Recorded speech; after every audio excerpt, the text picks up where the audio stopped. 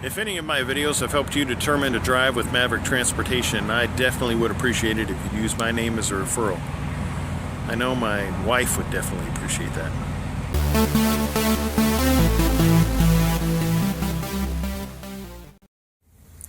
Well, I turned off my phone, so let's see. Oh, it's 4:30 Central Standard Time.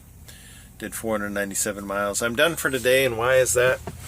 I have a delivery appointment tomorrow at 7 p.m. So, and I'm going to show up. Well, right now, if I get up at 6 o'clock in the morning tomorrow, I will arrive at what I estimate is like 2 p.m.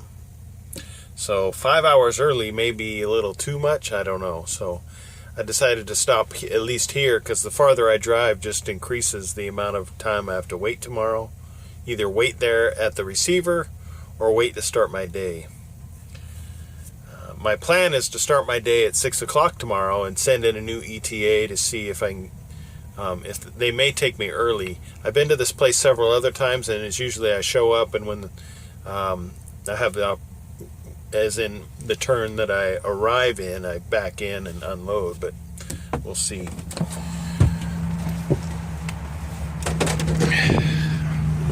It's a crispy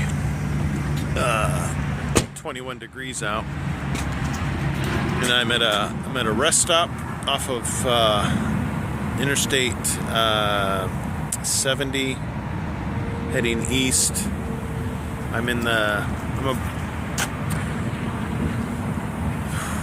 want to say I'm about 45 minutes from the Indiana border, but I drove from Fort Smith this morning. I left from the yard, and I picked up 31-foot long steel bars, and actually used, in addition to the 4 chains, I have 3 straps because they have another set of space blocking here that allows me to belly wrap and close it all together. And I tried it my tarping a little bit differently. Instead of just pinning the corner, I actually went up a ring and am pinning this and then also this to provide like a flap in order to provide better, I guess, moisture coverage. And I did the same thing in the front. It's more, I think, apparent in the front where I pinned it here on the second ring and then laid out the first one here. And as you can see, this tarp's gone through some tears and have been repaired. I think it was like 47 degrees earlier today in Arkansas, and now it is, like I said, 21 degrees here. I have not seen the weather forecast, but right now I'm not afraid of any snow. But I am heading to Michigan, Royal Oak, Michigan, which is near, in I guess, a suburb of Detroit. And once I arrive, I'll check in there. It's very difficult to find parking near this particular place, especially any place I've noticed in Detroit, without having to either pay for it or be there extra early in order to find parking at either I think it's a Pilot that's there. But anywhere close to where I am delivering, there is really no parking. I found a spot. It's not a traditional spot, but it's worked for me 2 times already, and no issues, and it's really close to a Taco Bell, so that's all that matters. Today's been kind of, I don't know, disappointing. It's kind of been disappointing and yet exciting at the same time, because I was able to stop for, I did my 30-minute break here. I did my 30-minute break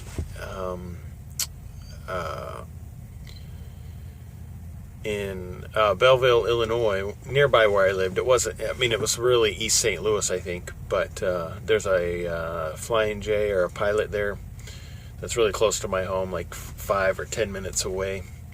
So my wife was able to come down and share. She picked up some Qdoba, and we had that in the truck. It was great. But at the exact same time, I also got I got I guess a disappointing notification that, in fact, I think I still have it. Let's go to my messaging. The injury, this is what I was informed of in the message. The injury I suffered on 11/11 has been ruled a preventable accident. So I didn't even know there was going to be a ruling, let alone being ruled as preventable. And but I guess anything is preventable when hindsight is 20/20. You can see how you can prevent anything, really. Not from my perspective, not so in this case, but I found that interesting and disappointing. And it looks like it may affect my pay for performance. We shall see. It can, in the sense that it's basically taking it's this scale of points that you can accrue in order to achieve the highest pay for performance level that there is. And some things can affect that dramatically, like fuel mileage. As we enter the cold winter months, fuel mileage tends to go down, and I can see that affecting mine now, because I don't drive any differently. I drive the same way all the time, but yet my fuel mileage is going down, and I think it's attributed to the cold weather. Well, in addition to that, they have factors that aren't normally affected pay for performance, but safety points, which they can award for people doing things that are unsafe, whether securing the load or things like that, or damaging your truck because you ran into somebody. Somebody ran into my trailer, but I didn't get points deducted for that, because that, I guess, would be considered unpreventable on my part, because it happened behind me. Somebody ran into me. But in this case, it looks like they determined that this could have been prevented in some way. But like I said, when you look at it when you look at something that has already happened, it is easy to, at least from my perspective, determine how that could have been prevented. But at the time, with me wearing all my safety equipment, following the safety procedures,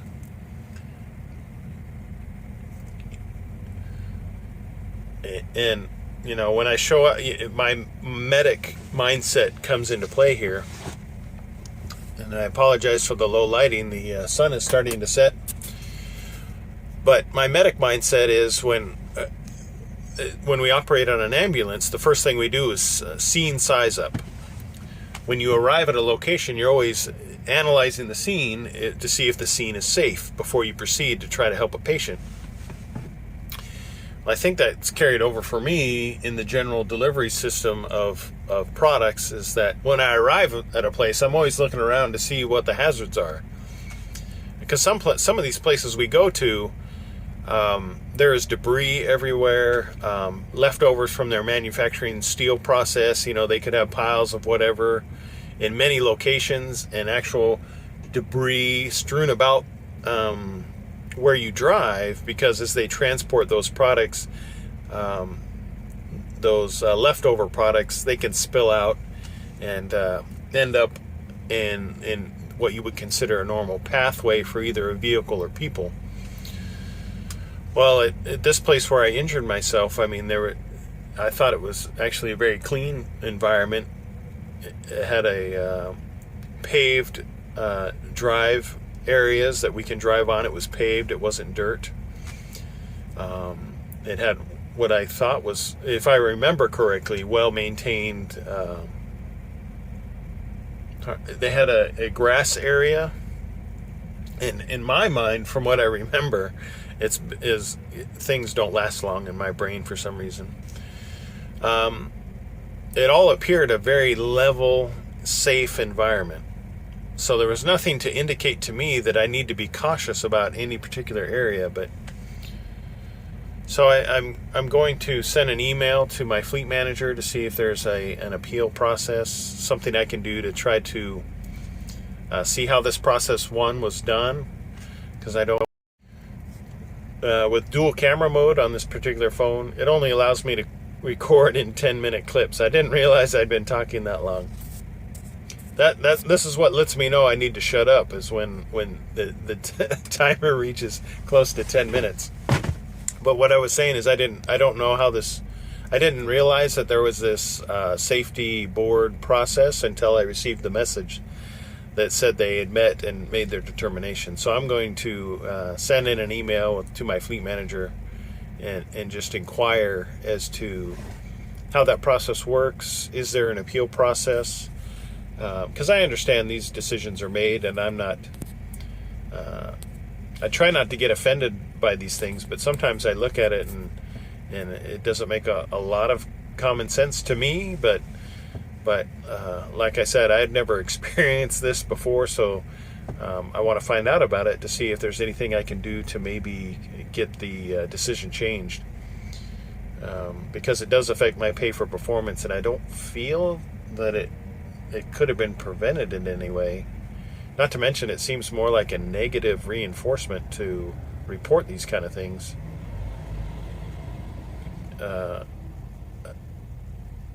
So yeah, it just seems interesting, is the best way I can think.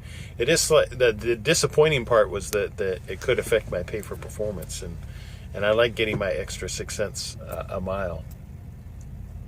But we will see what happens. I will make my inquiries and live with results. All I can do is try to do what is right and let the consequences follow. And here I thought I was unloading correctly, but apparently the decision is that I wasn't.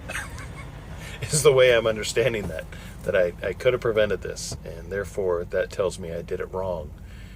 Which doesn't mean, I don't mean to say that I'm infallible.